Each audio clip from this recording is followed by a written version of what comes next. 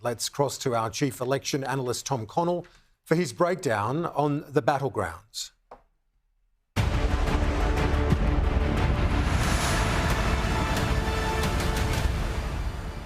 It's been 28 years since Labor last won a New South Wales election from opposition. That was 1995, the beginning of Labor's long 16 years in power. That dominance came crashing down in 2011. Since then, 4 different Liberal premiers have rotated through and ruled. Tonight, a new chapter will be written. Will it be Dom Perrottet, elected Premier in his own right after replacing Gladys Berejiklian in mid-term, or will it be Chris Minns leading Labor into power after 12 years in the wilderness?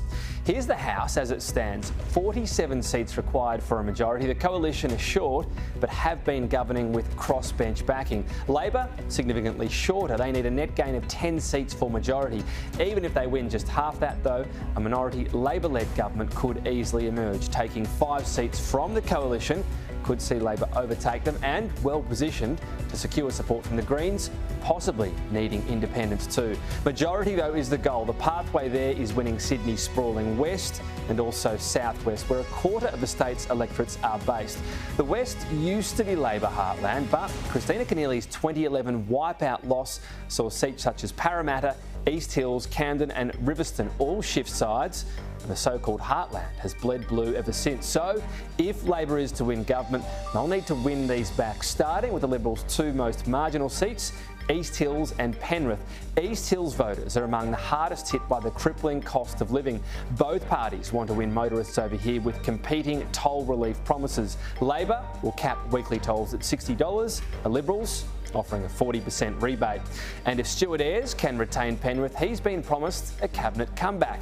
That's after the John Barilaro Jobs to the Boys saga saw him ousted. Ayres is talking up the Liberals' unfunded plan to mitigate flood risk by raising the Warragamba Dam. Labor instead promising a levy. The state south could also prove a happy hunting ground for Labor. Redistribution's mean Liberals start behind in their own seat of Heathcote. Then there's Kiama, where long-term Liberal incumbent Gareth Ward is recontesting as an independent. That's after being booted from the party amid allegations of historical sexual abuse. Despite Ward's court case beginning this fortnight, his candidacy could split the Liberal vote and cost it the seat.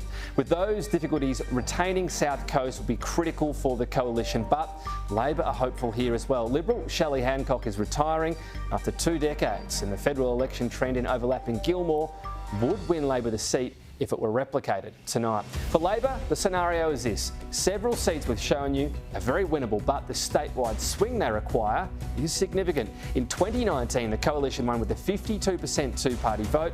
As you can see from our pendulum, a repeat result tonight produces a hung parliament if it's uniform. If Labor are going to shift the 10 seats they need, they'll want a 54.5% two-party preferred vote. That's a swing of 6.5%. Anything less than that, it could mean minority government, the most likely scenario.